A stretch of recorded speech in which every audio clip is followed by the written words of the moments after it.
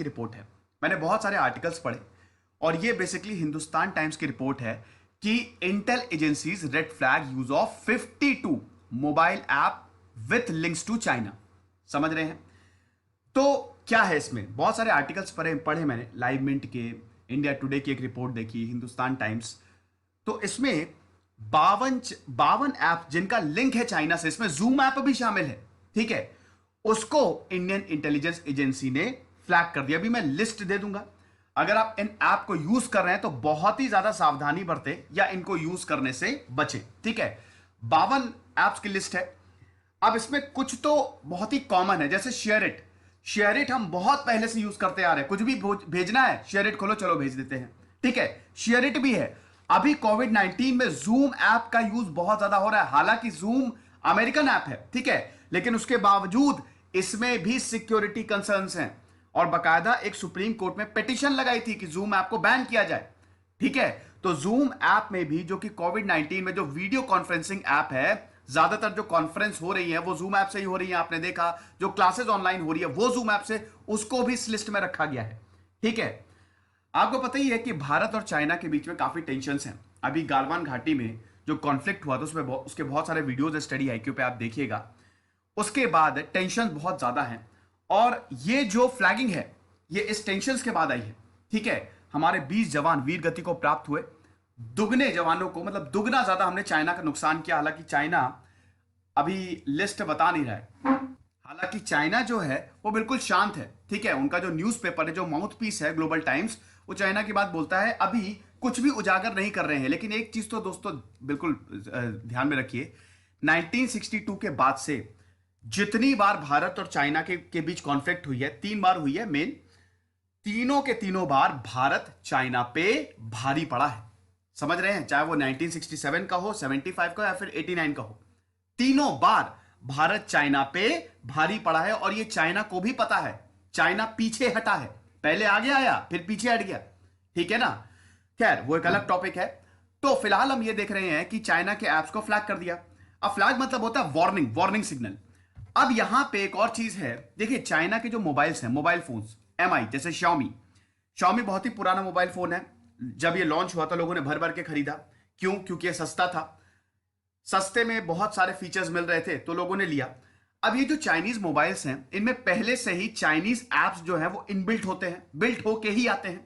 समझ रहे हैं? और बार बार ये नोटिफिकेशन आती रहती है कि आप इन ऐप को यूज करें। वैसे MI पे भी बहुत सिक्योरिटी कंसर्न्स उठे हैं। ठीक है, 2014 में इंडियन एयरफोर्स ने भी बोला था कि MI जो है इसमें भी कुछ गड़बड़ है। यहां तक सवाल उठे थे कि MI जो है, जो डेटा कलेक्ट करता है ना, वो चाइना के रिमोट सर्वर्स में भेजता है। लेकिन बाद में 2018 में MI ने ये क्लियर किया कि हम तो लोकल सर्वर्स पे डेटा को भेजते हैं। डेटा का मतलब क्या? आपके पास फोन है, ठीक है, आपके पास फोन है, आप कोई भी ऐप यूज कर रहे हैं, आपने परमिशन दे दी, जो भी परमिशन दे दे, जैसे मान लीजिए आपने कॉन्टैक्ट की परमिशन दे दी, तो पूरा का पूरा वो जो कॉन्टैक्ट है वो उनके सर्वर में चला जाएगा। ठीक है, अब जो कंपनी होती है उसके पास 2 ऑप्शन होते हैं, या तो वो अपने सर्वर यूज करे या तो वो लोकल सर्वर यूज करे। ज्यादातर केसेस में लोकल सर्वर ही यूज किए जाते हैं और ये सर्वर्स जो सर्विस होती है ये आजकल प्रोवाइड की जाती है, क्लाउड सर्विसेज आजकल प्रोवाइड की जा रही है। ठीक है, लोकल सर्वर्स इसलिए यूज किए जाते हैं ताकि भरोसा बना रहे। अगर मान लीजिए हमको यह पता चल गया कि हमारा जो डेटा है वो चाइना में जाके स्टोर हो रहा है, तो कोई यूज करेगा? नहीं करेगा। तो MI के ऊपर ये आरोप लगते रहे हैं कि ये जो डेटा कलेक्ट करता है ना भाई, फोन से डेटा तो कलेक्ट हो ही रहा है, रिकॉर्डिंग्स कलेक्ट हो ही रही है ये चाइना के रिमोट सर्वर्स में। और डेटा कितना ज्यादा इंपॉर्टेंट है ये मुझे बताने की जरूरत नहीं है, मैंने इसमें बहुत सारे लेक्चर्स लिए हैं। साइबर स्कैम्स के, साइबर फ्रॉड से कैसे बचे, जमतारा वाला मेरा लेक्चर देखिएगा। ठीक है, data is the new oil, ये बताया गया है। डेटा का मिसयूज इस समय भयंकर तरीके से हो रहा है। ठीक है, तो हमको बहुत ज्यादा सावधान रहने की जरूरत है। अब कौन कौन से ऐप है ये लिस्ट आप देख लीजिए। ठीक है, इसमें सिक्योरिटी एप्स हम काफी बार यूज करते हैं। ठीक है, अब ये पॉज कर लीजिए, इसकी PDF जैसे ये लेक्चर अपलोड होगा इसके कुछ देर बाद आपको स्टडी IQ की वेबसाइट और ब्लॉग पे इसकी PDF मिल जाएगी, तो परेशान होने की जरूरत नहीं है। नहीं तो पॉज करके देख लीजिए आप क्या क्या यूज करते हैं। पहले 360 सिक्योरिटी, ठीक है, ये ऐप काफी ज्यादा यूज किया जाता है। उसके बाद ये देख लीजिए, ये तो आप यूज शायद नहीं करते होंगे, लेकिन कैश क्लियर भी बहुत ज्यादा यूज किया जाता है। कई बार धोखे से हम किसी ऐप पे नोटिफिकेशन आई, धोखे से क्लिक हो गया और वो नोटिफिकेशन मतलब वो ऐप जो है वो काम करने लगा। ठीक है, कैश क्लियर भी, कैश मेमोरी जो होती है वो वेस्ट मेमोरी होती है। आप कुछ भी यूज करते हैं, वेबसाइट पर ब्राउज करते हैं, कोई ऐप यूज करते हैं, ठीक है, तो उसका काफी कैश जो होता है वो एक तरीके से बेकार डेटा वो आपके फोन में स्टोर हो जाता है, जो आपकी मेमोरी बढ़ाता है, तो हमको उसको क्लियर करना होता है, तो कैश क्लियर उसमें काम करता है। ये एमआई फोन्स में आपको ज्यादा मिलेगा। उसके बाद क्लीन मास्टर एक और, क्लब फैक्ट्री बहुत ज्यादा यूज किया जाता है, ठीक है।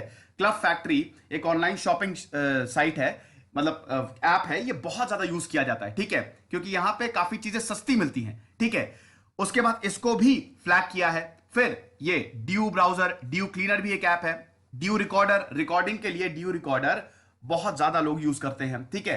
फाइल एक्सप्लोरर, एमआई कम्युनिटी, ये सारे ऐप है, लेकिन जो मैंने लाल में, हो सकता है आप इन सारे ऐप्स को, मतलब इनमें से कुछ ऐप्स को यूज करते हो, ये सारे ऐप हैं, लेकिन जो मैंने लाल में हाईलाइट किए हैं वो लोग ज्यादा यूज करते हैं, ठीक है। हो सकता है जो ब्लैक में है उसको भी आप यूज करते हो, लेकिन अगर आप इन ऐप्स को यूज करें तो थोड़ी सावधानी बरतें, ठीक है। फिर उसके बाद मेल मास्टर हो गया, MI community, MI store, MI video. उसके बाद ये सारे ऐप्स से आप एक बार पॉज करके देख लीजिएगा।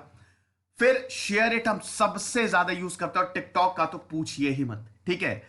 टिकटॉक, टिकटॉक वर्सेस यूट्यूब की अभी जो बहस छिड़ी थी, और उसके बाद जो इंडिया चाइना के बीच कॉन्फ्लिक्ट हुआ, बैन चाइनीज प्रोडक्ट, ठीक है ना, ये आपको पता ही है। तो बैन चाइनीज प्रोडक्ट पूरा बकायदा कैंपेन चलाया गया, और उसमें टिकटॉक के ऊपर सबसे ज्यादा गाज गिरी जब इसकी रेटिंग एकदम से गिरी, है ना। तो टिकटॉक तो बहुत ज्यादा यूज किया जाता है। अब टिकटॉक में बहुत सारी परमिशंस लगती हैं, अगर आप रिकॉर्ड कर रहे हैं तो आपके रिकॉर्डर तक की परमिशन मांगता है, और ये बहुत ही ज्यादा खतरनाक है, ठीक है। तो टिकटॉक भी इस लिस्ट में शामिल है। यूसी ब्राउजर, बहुत लोग यूसी ब्राउजर यूज करते हैं, ये भी इस लिस्ट में शामिल है। यूसी न्यूज इस लिस्ट में शामिल है। वीचैट बहुत ज्यादा, वीवो बहुत सारे लोग यूज करते हैं, वो भी इस लिस्ट में शामिल है। जेंडर बहुत लोग यूज करते हैं सेंड करने के लिए, वो भी इस लिस्ट में शामिल है, ठीक है। तो ये सारे ऐप हैं। तो अब सरकार ने, मतलब इंटेलिजेंस एजेंसी ने ये बोला है कि ये ऐप जो है ना, ये खतरे से खाली नहीं है, ठीक है। अब ऐसा क्यों हो रहा है? इसलिए क्योंकि सिक्योरिटी कंसर्न्स हैं, सीधी सी बात है ना। देखो, अभी दोनों देशों के बीच टेंशन भी बहुत ज्यादा है। तो जब दोनों के बीच टेंशन, दो देशों के बीच टेंशन होती है, तो एक देश दूसरे देश को नुकसान पहुंचाने की कोशिश करता है। भारत में चाइनीज ऐप बहुत सारे लोग यूज करते हैं, मोस्ट ऑफ देम यूज करते हैं, जिसकी वजह से नुकसान पहुंचाया जा सकता है इन ऐप्स के द्वारा। तो इसीलिए इन 52 ऐप्स को फ्लैग किया गया है। हालांकि टिकटॉक जो है वो तो बहुत टाइम से क्रिटिसिज्म झेल रहा है कि ये सेफ नहीं है, उसके बावजूद लोग टिकटॉक को यूज करते हैं। अभी दोस्तों ये गूगल प्ले स्टोर पे मिलेंगे, ये सारे के सारे ऐप जिनको भी फ्लैग किया गया, ये सब प्ले स्टोर पे हैं, iOS ऐप स्टोर पे हैं। समझ रहे हैं? अब सरकार क्या कर सकती है? सरकार या तो एडवाइजरी जारी करे, लोगों से बोले कि आप इन ऐप को यूज मत करो, ठीक है, या फिर इन ऐप को सीधा ब्लॉक कर दे कि लोग डाउनलोड ही नहीं कर पाए।